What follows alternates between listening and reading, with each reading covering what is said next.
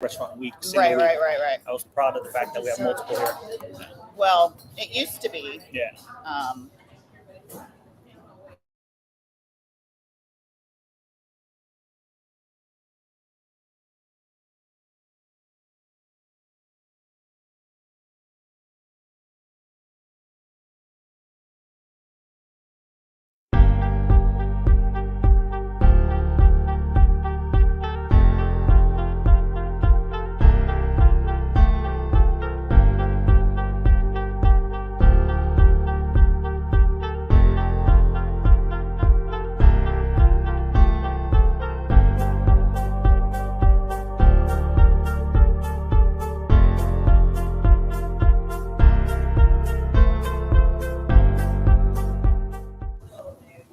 What is going on, everybody? It is Friday afternoon, Labor Day weekend. Happy Labor Day weekend, 4-day weekend. Don't forget your kids don't have school on Monday because I'm one of those parents. Anyway, welcome to Foodies and Friends on Fox 26. My name is Katie Stone. Our beloved co-host Ruben Dominguez is out today, but joining us today at TEN Sushi is the COO, Ty Wynn.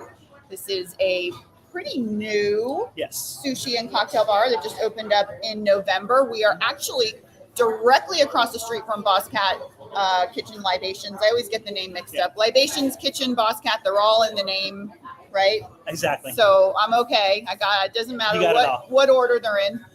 Thank you so much for letting us do the show here today. We're going to take a look at your first ever Houston Restaurant Week's menu. We've got an item up on the Foodie Cam already, which is pretty unique. I was really interested when I saw this one coming out because I don't even know what it is.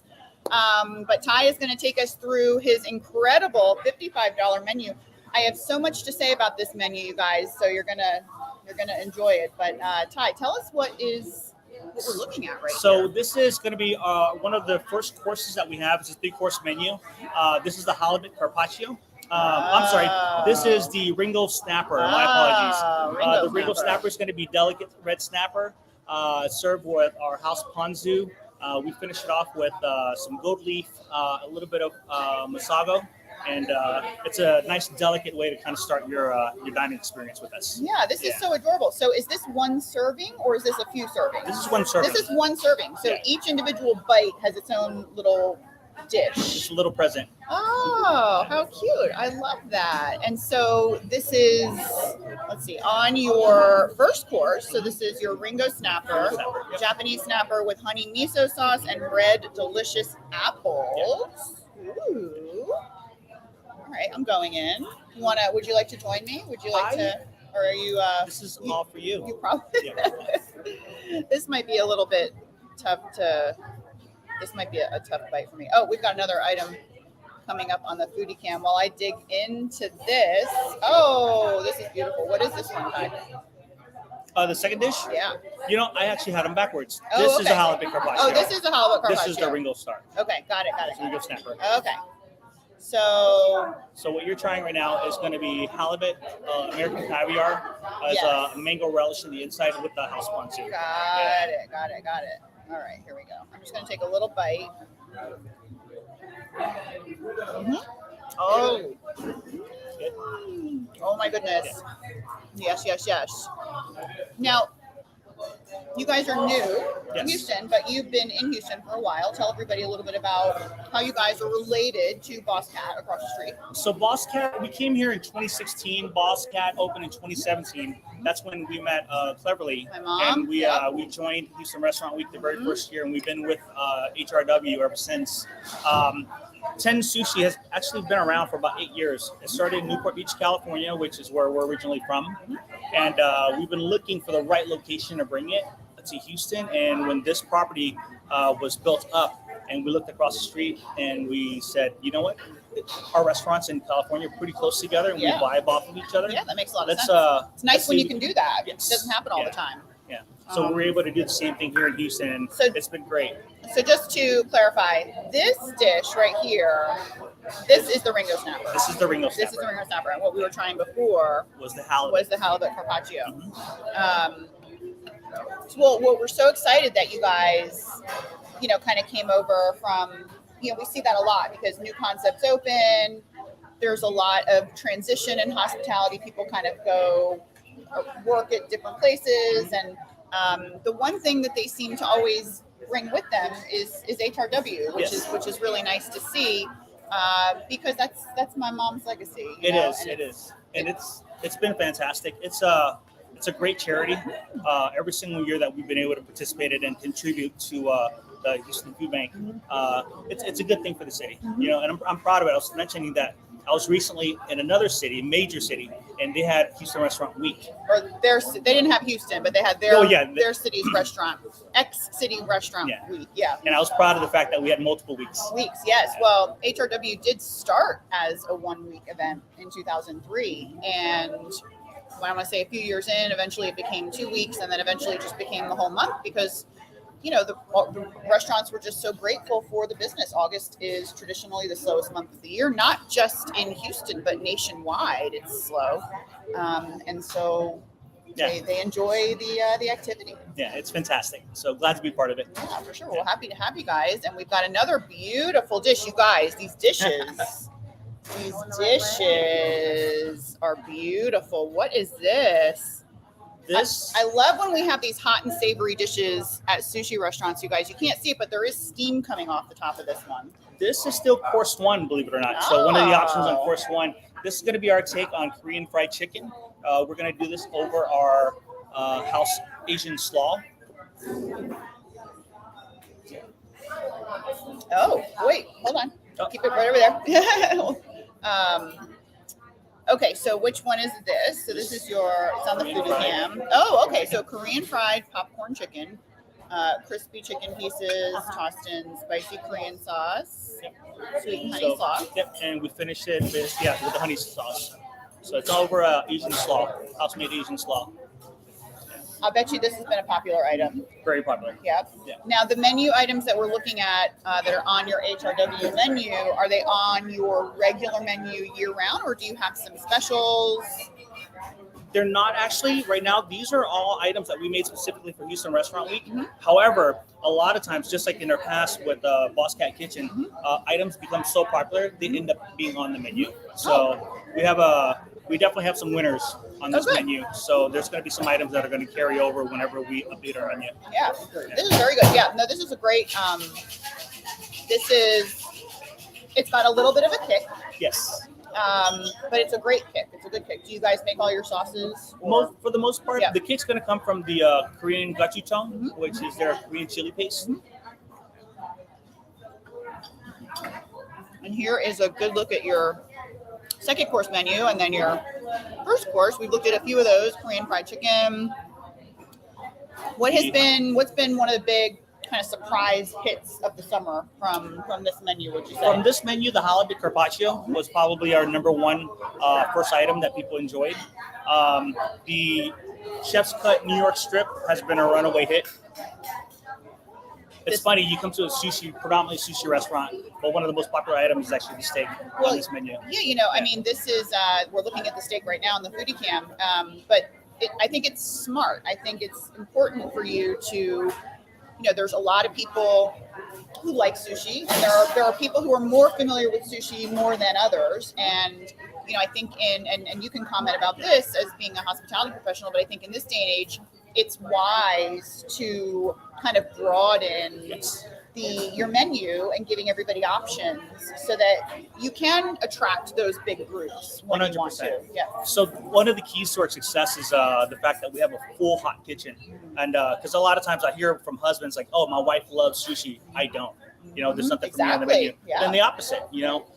So we've been able to bridge that gap where if you're a sushi lover, we have the kitchen for you. If you're a hot food lover, item from the walk kitchen to the grill, we have that as well. Yeah, no, that's so smart. I love that. And it's a great way for people to be introduced to sushi too, right? And I know that just from my personal experience talking to diners during Houston Restaurant Week specifically, they really like it when sushi restaurants participate because sometimes it can be a little intimidating. It is. Right? Yeah.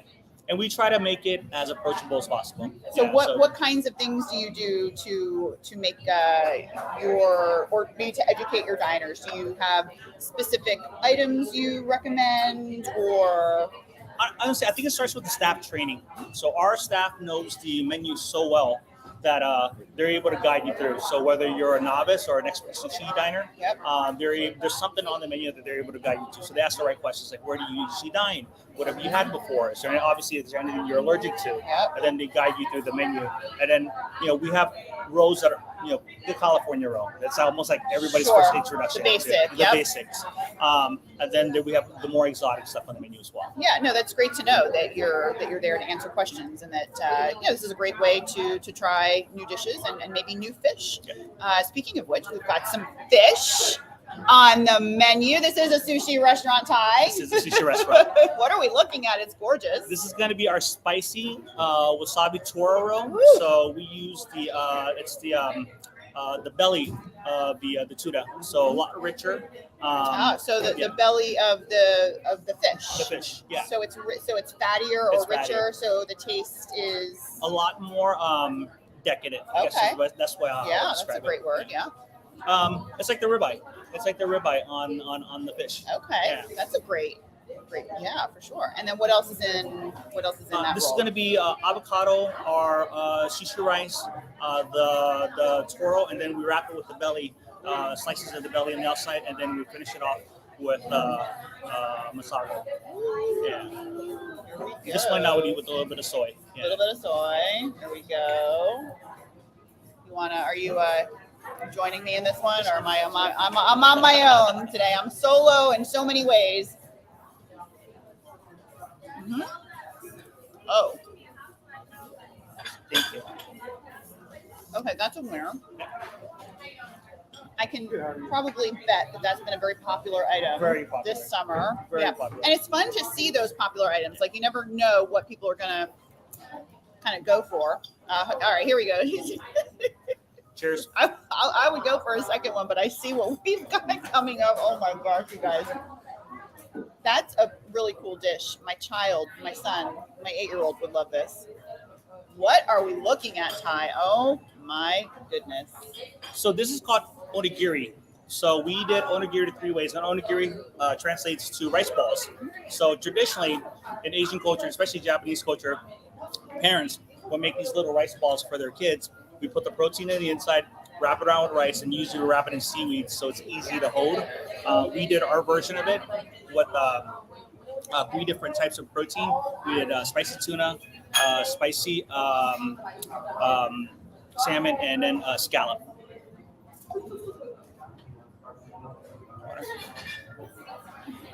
And then obviously at the bottom, you have our spicy mayo and eel sauce. Oh, spicy mayo. Yeah. Now I want to watch you pick this up. I want to watch you show us how to. I would eat this just like a little sandwich. All right, I'm going to do it with you. This is a hand. Oh, this is heavy. Oh my goodness, this is what it looks like. And I start the sauce side. Okay, start on the sauce side. Mm-hmm. Oh, yeah. Mm-hmm. Yeah, dip in the sauce. Mm-hmm. Pretty good, right? Creative. I love this. Yeah. It's a fun dish. Okay.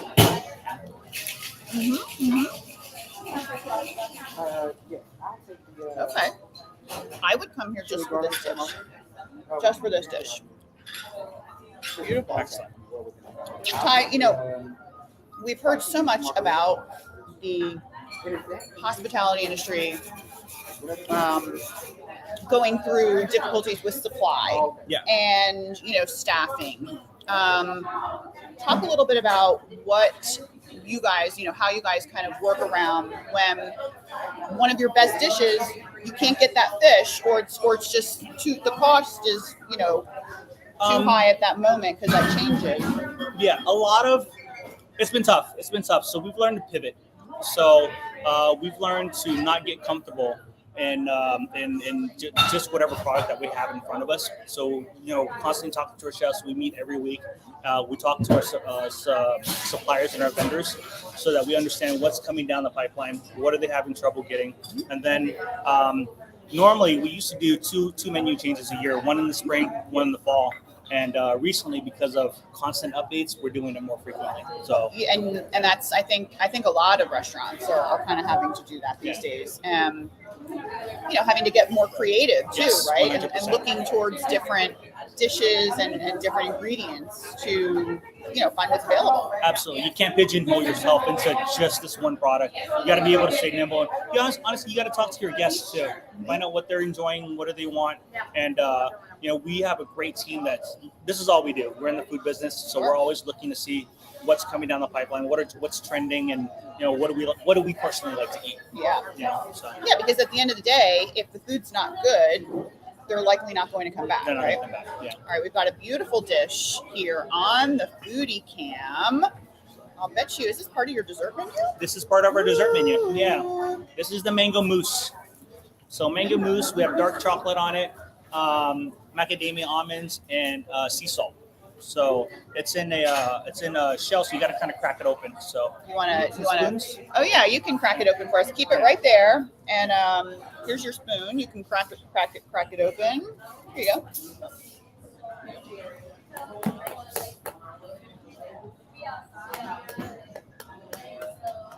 There's the mango mousse in the inside. There you go. Yay! What a fun dessert. Yeah. Mango mousse. I love that. Now, talk about your chef. Tell us a little bit about how you guys come up with these dishes. Is it kind of like a corporate team because you guys have sister restaurants? How does that work? It's a little bit of both. Okay. So in store, Andy Moyetta is our CDC here. Very talented chef. He's been with us since day one. We also have Peter Petro, which is our executive chef over the entire company. And then we also have our sushi executive chef, which is Toshi Mura. He's in California, but the guys fly here probably every 2 to 3 weeks. Check in on the team. Wow. And we're constantly doing R&D. That's a lot. So they're here a lot. That's amazing. Yeah. And how do they?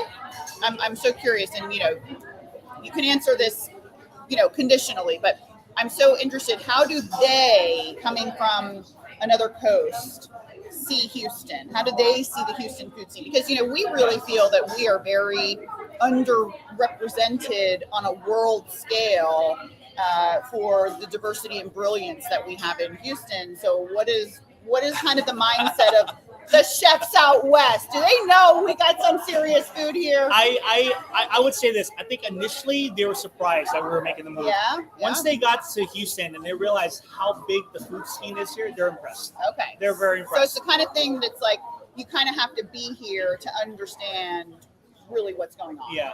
I think the other thing that they're most impressed with too is how high of quality product we can get here in Houston. So everything's meaning because of where we're located? Yeah. Physically. Yeah, they think that all the best fish either go to the East or West Coast. It's in LA, it's in California. But the quality of fish that we get here is fantastic. Yeah. Okay. This mango mousse is fantastic. And all of the flavors here are fantastic. Dark chocolate. Where did this come from? This is Chef Andy. Yeah, this is Chef Andy's contribution. The mango mousse was Chef Peter. That's his contribution to our dessert menu here. And then, but yeah. I will be back for this. Yeah. I will absolutely be back for this. That's definitely where I bet that's been popular. Very popular. Yeah. It's an elegant dessert too. Yeah, I mean, getting back to what we're talking about. As far as, like I said, I'm interested in what the other kind of big cities think, and it is true because same thing with Houston Restaurant Weeks. I talk to a lot of chefs and restaurateurs and hospitality professionals from all over, and it's the same thing. They don't really know about rodeo here in Houston. And it's like you tell somebody in Chicago that we have a rodeo in Houston and it goes on for the entire month and they think you're joking. Yeah. And it's just, they just don't understand. They don't get it. They don't get it. But once they try the barbecue down here, they get it. Yeah, they get it. Then they want to come here all the time. All right, you got another dessert coming up here on our Foodie Cam. And I am so impressed with this dessert. I don't know what it is. But... This is our mochi ice cream s'more. It's going to be graham cracker crust with Nutella, vanilla mochi, and hazelnuts. Mm. Love this. Love all the combinations of flavors. Graham cracker, Nutella, mochi. Who doesn't love mochi? Beautiful and dish. then it gets toasted right before we bring it out. Oh, nice. So, Labor Day. Tell everybody about your Labor Day opening, closing. Going into Labor Day weekend, we're actually going to be open on Monday. Oh, good. So we're open regular hours. We're open for lunch during the day, and then we're going to be open for dinner in the evening. Over at Boss Cat, we're actually doing brunch in the morning. Okay, so brunch on Monday, Labor Day. Yep. Oh, that's special. And then we are going to do our dinner menu at 4 o'clock. Okay, so dinner is early, and then you guys are also open on Monday. We're open here at 10. And then what about Saturday and Sunday? Saturday and Sunday, regular hours. Regular hours. We open up at 3 o'clock at TEN Sushi on Saturdays and Sundays. Yeah, I've been reminding everybody during all my morning show segments on Fox 26 to just for this weekend specifically, one of the things that we added to the website this year was the individual operating hours for Labor Day weekend for the restaurants. So it definitely would benefit you to just kind of sort through that list. And if there's a restaurant that you're interested in, click on it and see if they're open, because I would say that the majority of the 400 are probably closed, but you still have at least, a couple hundred that you can find that are open. And so that was actually something that our diners requested, awesome.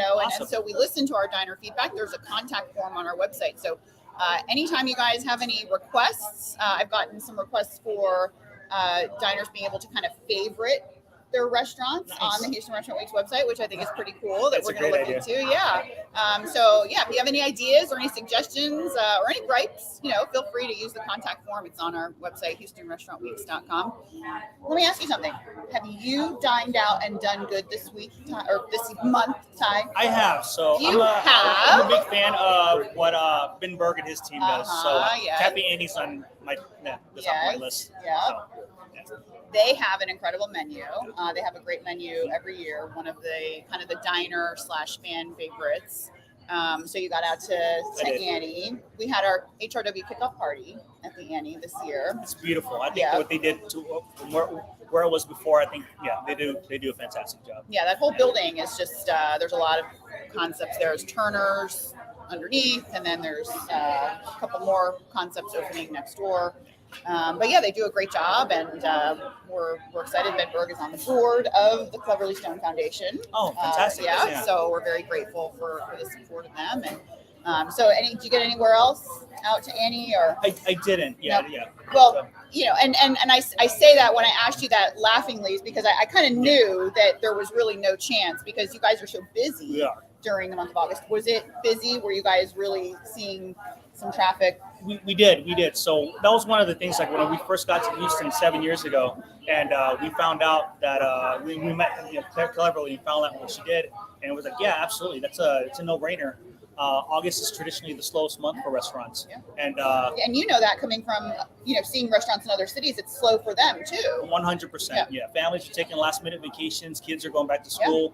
And in Houston, it's just hot, so giving people a chance to get out and try new restaurants is a great thing. I guess that's the one good thing about Houston is that it is so hot in August. So it kind of just funnels everybody into the air condition because there's not too many outdoor activities that you can do. So that's fine. We'll continue to eat and raise money for the food bank so that millions of Houstonians can eat around us. Speaking of eating, all right, I'm about to eat. Foodie Cam.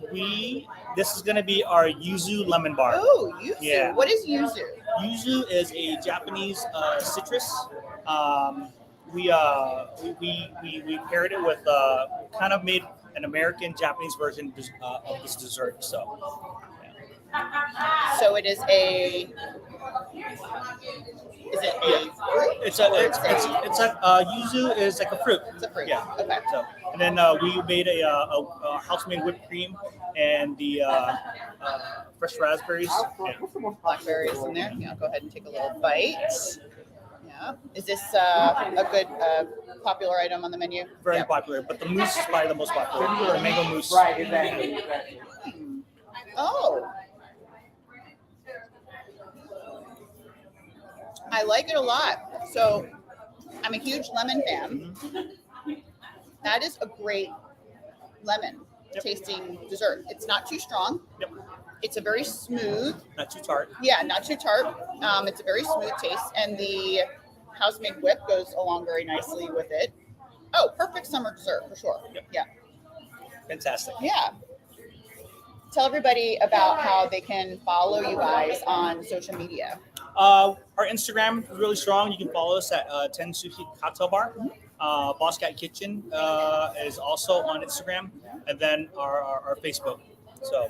And do you guys ever have any special events here, any wine dinners, or any weekend Not specials? yet here. Okay. We're trying happy hours. Happy hour. We do have Monday through Friday from 3 to 6. Okay. And then we're playing around with the brunch idea because we love brunch. Yeah. So we do brunch really well over at Boss Cat. Okay, but I have to tell you, everybody I talk to loves brunch. Like, this is a very serious brunch town. And I hope that that's kind of the next thing that people start to realize outside of the city of Houston is, how serious we are about our brunch. But you kind of have to really do it really well. So what are you thinking? Like, what are you thinking that's going to make yours so strong? We've had some ideas. I think it's like, I'm a big dim sum guy. Oh, yeah, but in order to do dim sum brunch. You got to do it right, though. So we haven't perfected it yet. That's so a great idea. We're still playing around with different ideas. And there's some Asian fusion items that chefs been playing around with, but nothing set in stone yet. I like it. I like what I'm hearing. I like it a lot. I don't know that I know of a dim sum brunch or Jim, do you know? Have you heard of a brunch that has dim sum on it yet? I haven't either. Yeah, I could do that. Yeah, I could definitely do that. That's very much a brunch item, I think. All right, so we are going to just look at your menu one more time. $55 3 courses. I like how you've got a lot of choices on your menu. Many restaurants that do well during Houston Restaurant Weeks have a lot of choices because you'd be able to kind of snag the attention of the diners and find something that everybody likes. And I hope that it was a good month for you guys. It was a fantastic month. So always a blessing to be involved. It's a great opportunity for restaurants to get new guests to come in, try the restaurant, and hopefully they enjoy you enough that they come back. Yep. Well, that was my mama's reason for starting the event. Honestly, she was just tired of seeing her friends laid off during the month of August. It was tough for her, and I'm happy to say that doesn't happen very often in Houston anymore. So, it's a great legacy. Yeah, it is. It's a very wonderful legacy. 20 years of Houston Restaurant Weeks. We will reach $20 million to the Houston Food Bank this year, and you guys have a big part of that. We appreciate that. For every dollar that is donated, the Houston Food Bank can create 3 meals. And so this 20 years, we will have provided 60 million meals for food insecure Houstonians, which is really cool because you're helping each other, you're keeping everybody employed, the restaurants are running, Houston's running, and the people who need help are really getting the help. All right, you guys, that does it for us here at TEN Sushi. We've got some gift card giveaways. Remember, you guys, on the weekends, actually every day, just this weekend, running through September 4th, on the Houston Restaurant Week's Instagram, the daily gift card giveaways, all you have to do is tag a couple of friends for your chance to win a $100 gift card. They will run until September 4th. And just so you guys know, we start them every year July 15th, which is when the menus go live. So you could maybe set a reminder to check the Instagram account every day because at 10 a.m. they go live every day. So, and they're very popular. So, Ty, thank you so much. Thank you. Thank you for participating and supporting the Houston Food Bank. And we hope to see you at the check presentation, which of course will be live on Fox 26 at the end of the year. Maybe we might do it in January this year because we might have some special things in store. You'll hear about that. That'd be fun. Later in the fall on Fox 26. Yeah. All right, you guys, stay tuned. There is more coverage coming this weekend. You'll see a few more restaurants with me and Ruben Dominguez. And then again, check the website for all of the Labor Day operating hours. I'm Katie Stone. This is Ty Wynn. We're at TEN Sushi. Come on out here and try this menu. You guys will not be disappointed. We'll see you next time. Bye. All right, give me that.